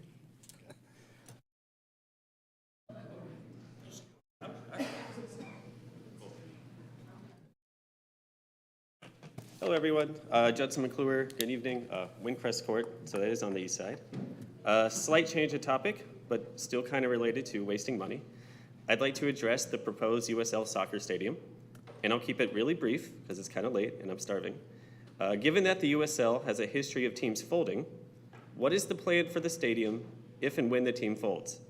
And don't say it won't happen. Just ask Reno or Lansing or Wilmington or Rochester or Phoenix. It can certainly happen. What becomes of the stadium if we have no tenant? Who is on the hook?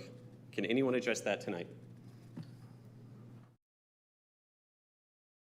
That's it? That's it? Okay. Yeah. Thank you. Okay. Thank you.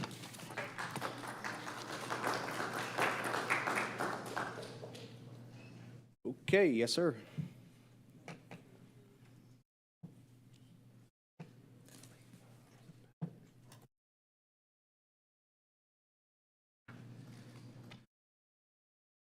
Good evening, Mayor Pro Tem, and good evening, council members. Current time right now says 8:52 p.m. You opened open mic night at 7:22. It was overwhelmingly against of putting this motion forward of eminent domain for the Masonic Lodge. Can we get your name and address, please? Oh, my apologies. Michael Del Chero, 1075 Churchill Lane. Thank you. So, 100% overwhelmingly against the idea, and I'm still waiting for one person to step forward with support. As I said before at city council meetings in the last number of years, all I hear is crickets. So I am as well here tonight to voice my concerns about the city's plan to tear down the historic 1859 structure located at 1054 Alpharetta Street. Originally Roswell First Methodist Church, the structure was built on land donated by Barrington Keene. Barrington Keene is the son of Roswell Keene and was a major force in establishing the town of Roswell and its textile mills. There's a theme here. Roswell is indeed a special place. I can't put a price on it. Roswell is priceless. For me, I'm a son of Roswell since 1986. I grew up here. And today I raise a family where Roswell is home to my very own sons. 4 generations have called Roswell home. My grandparents are buried here. This evening, we've heard from many sons and daughters of this beloved city. For some, it's a native home since birth, and for some, it's an adopted home. We've all had the privilege to call Roswell home. I do want to make it a point to acknowledge that we have ourselves this evening distinguished guests. I want to be sure to note previous Mayor Jerry Wood, previous member of City Council Don Horton, Betty Price, and Steve Dorvey. They spoke tonight. That says a lot. Also members of our distinguished Historic Preservation Commission, such as Joanna Benson, Ron Jackson, Judy Meir, all sons and daughters of our city. I've never seen a powerful evening as much as tonight when it came to open mic night. I don't want to go into repeating the points that have been said time and time again, but my concerns are mainly built on one, the historic component. I have the interpretation that members of council and mayor want to preserve history. I've been through a campaign or two. Number two, the approach of use of eminent domain. That's the emergency switch. I know a thing or two about real estate. That's not the way to go. Number three, the financials. I am a taxpayer. This is not being fiscally irresponsible nor conservative. Making decisions like this is mortgaging our future, and I'm concerned about the direction of the city from a financial standpoint. I ask our 2 CPAs and bank auditor to get to work. Don't erase history, as Mayor Wood said. You can't go back. Once it's gone, it's gone. Save Roswell's history and save our lodge. Thank you.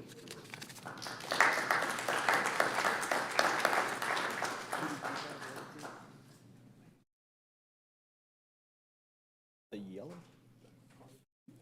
Okay, cards up and over here. There she is. There you go.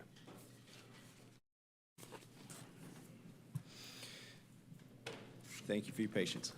All right, thank you. My name is Courtney Rozier. My address is 540 Hembry Road.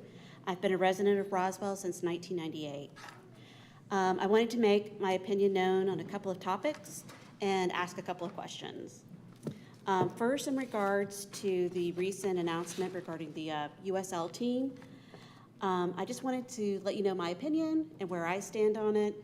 Basically, my preference would be for it to be a privately funded venture and that the city not go into the business of owning a stadium or subsidizing it with public funds. My rumors are also that Kimberly-Clark area is a possible location. That's something that I do not support. I believe that an area, that particular area should be developed as a tech hub.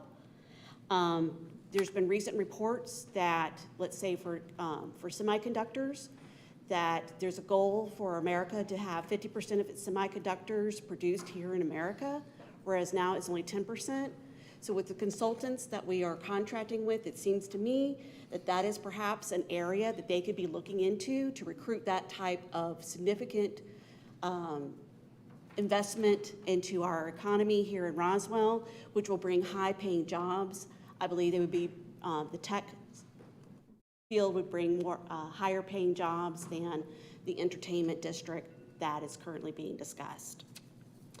And so one thing that I noticed in the, when there was the press conference, that there wasn't any investors brought in forward.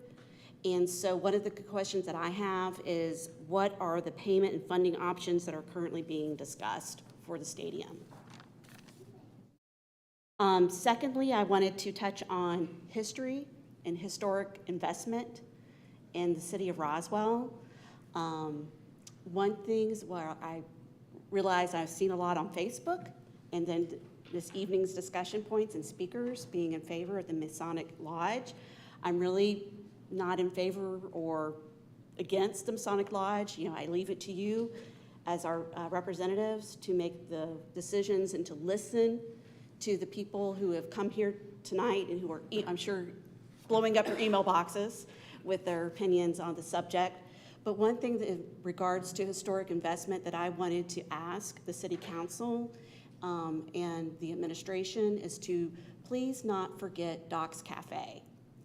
Please let there be equal consideration to all of Roswell's history. Please do not neglect the African-American investment, the investment in African-American history that the city has made by putting funds into the Doc's Cafe preservation. I ask that as you're considering your investments in your discussions about the Masonic Lodge, that you also discuss Doc's Cafe, and I ask that equal import be made towards the Doc's Cafe restoration and the implementation of a plan for an African-American museum here in Roswell so that all of Roswell's history can be celebrated. Thank you.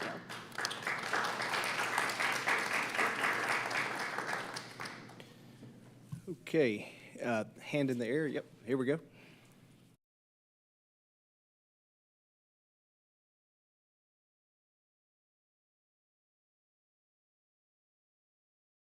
My name's R.C. Stewart. I'm a lifetime member of the city of Roswell. I want to let everyone know tomorrow the past master, Mr. Lynn Hicks, will be at the lodge at 2 o'clock to be open for a walkthrough and discuss anything you might want to discuss about. Thank you, sir.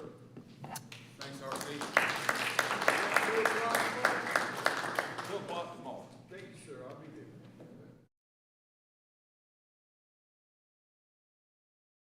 Right in the middle, yes, sir.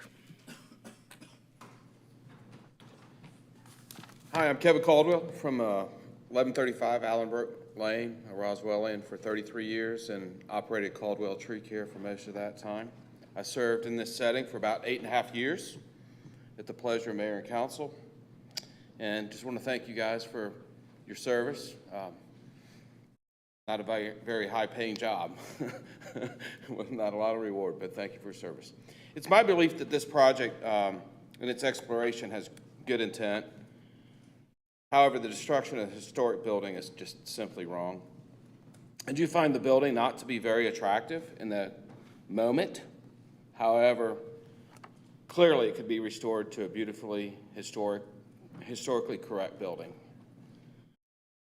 I believe it is somewhat hypocritical that we have an HPC that regulates private property and its historic significance and restoration, but we simply don't want to abide by our own. I don't believe this would happen in Charleston or Williamsburg. As past chairman of the Design Review Board, it's my belief this historically significant building can be restored, be made to be the centerpiece of the entire project. Mayor, Pro Tem, and Council, you have an opportunity to change the optics of the current trajectory into a beautiful project that Roswellians can recognize as a historical contribution to your city. And I want to challenge you to redirect. Thank you. Thank you. Any other hands? Am I missing anybody? Oh, here we go. Roman. Good evening. I have a topic that I'll give some introduction to my later topic when I'm talking about it. Name and address, please. Oh, my name is Roman Perzak, Whitehall Way, here in Roswell. And everyone say I came to Roswell in '90, buy my first house in Martin's Landing. So I'm a little bit familiar with Roswell, not so much. In my history, I went to assist a physician in surgery. And the physician asked me, "You have an accent. What is it?" So I say, "I was born in Poland and came here from Poland." So his answer was, "So you are a communist?" The nurses just have been shocked.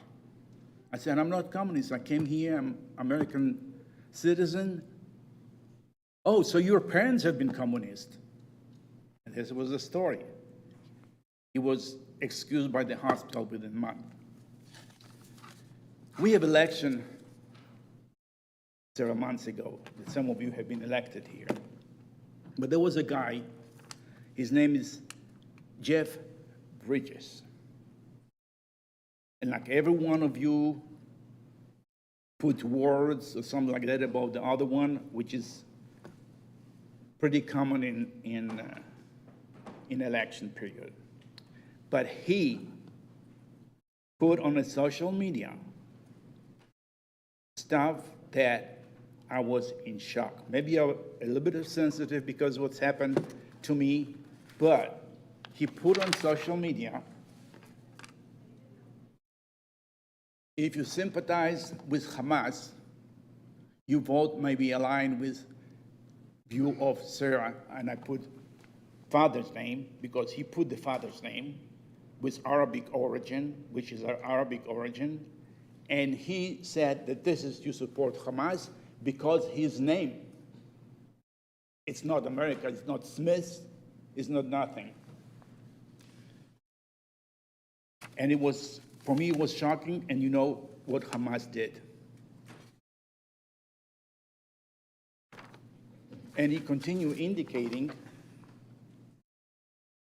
that he have explicit endorsement of Mayor Wilson.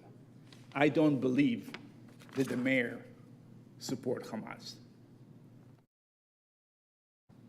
Maybe I can suggest to give a different name to him and maybe destroy Roswell bridges. That rebuild them is very expensive, take long time. And basically he distribute hate in the city. And I was told that he is excused, and he apologized, removed his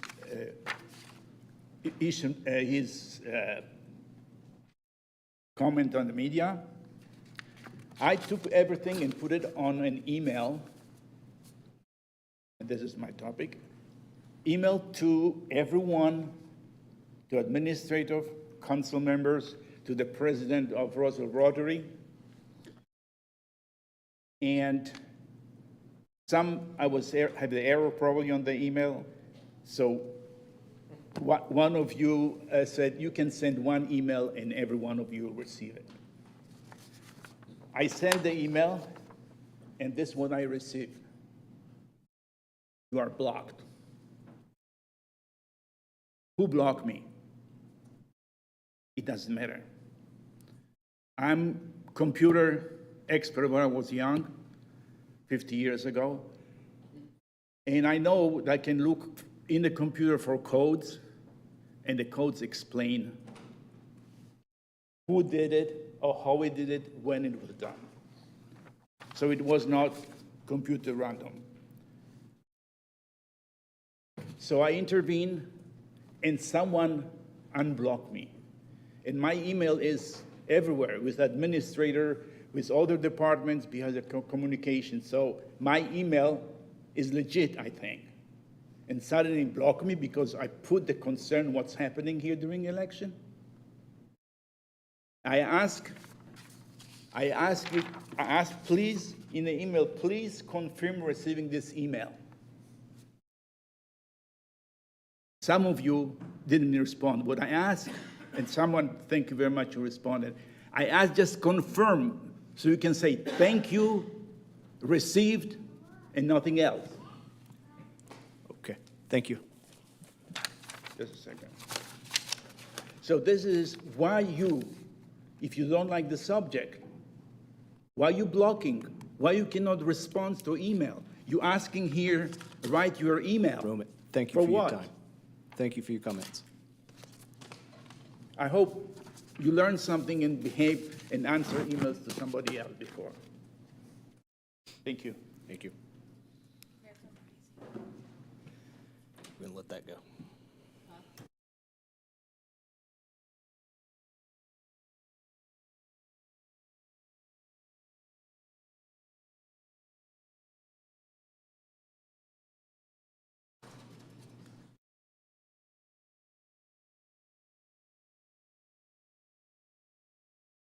Okay. Any other hands? We've already had you. We used to be able, once everybody else has spoken. No, 5 minutes, 5 minutes. Anybody else? that any new? Okay.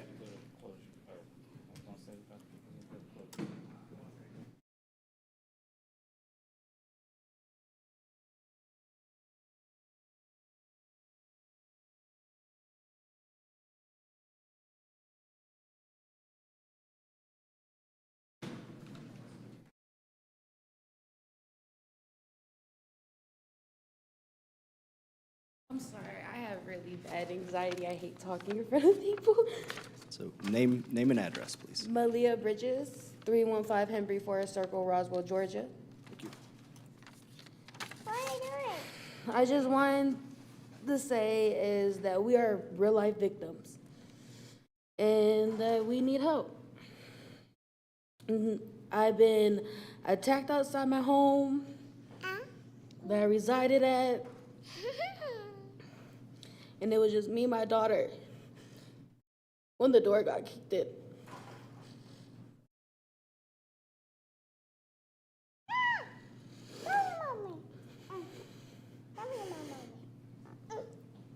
I'm sorry. The city has allowed this to go on for so long. We made multiple different police reports. And nothing was solved. Nothing, no one did nothing. Bye-bye. Shh. Hey, Taylor. I'm sorry, I can't speak. Hey, Grandma. Hey, Yeah. That's okay. All right, we.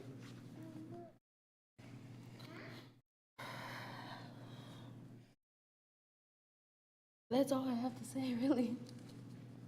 I can't really talk. I can't think no more.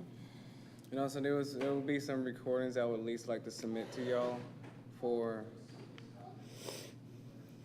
Yeah. I mean, you sure that's it? Yeah, I just wanted to say that we came here from Florida for a better life. I'm really not used to all the stuff we went through. I'm from Oahu, Hawaii. This is new to me. I'm not used to all the negativity. That's all. Okay. Thank you.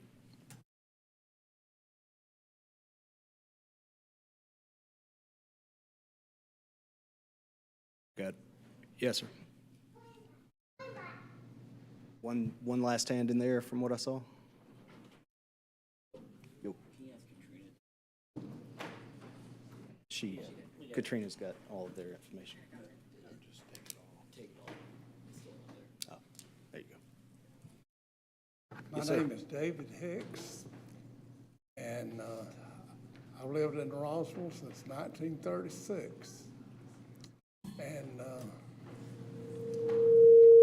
I've been in business in Roswell since 1958. And of course, I've about give it up lately. I'm getting too old. And I just want to say that I've been in the Masons and the Shrine 50 plus years. And we have treated between the Masons and the Shrine, we treated many crippling, burned children, sick children, and we've took care of a lot of children in the Roswell neighborhood. And we furnished them with dogs that, you know, that helps the children have a life. And I want to say that I've known every mayor that's been in Roswell in the last 70-something years. And, but I think somewhere except Miss Beeson, got on the wrong road trying to take our lodge over there. I think it's wrong. And I just wanted to tell you off of that. tell Ms. Beeson, thank you for your vote on it. Thank you very much.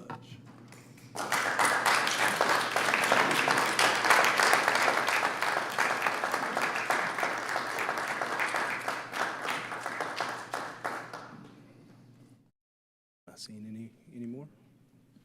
Okay, that's all the hands that I see. Last opportunity for any new commentary from anyone that has not provided commentary to this point. All right. We appreciate everyone being here tonight and sharing their ideas and opinions with the council. The city will be developing a response this evening, will be released to all members of the media that attended this evening. Next up on the agenda is recommendation for closure. Do I have a recommendation for closure? Recommended by Councilmember Hall. Do I have a second? You can't do that. You gotta say closure for what? Personnel, litigation, or real estate. Very good. Sorry about that. Closure for personnel, litigation, or real estate. Very good. There you go. So sorry. All right.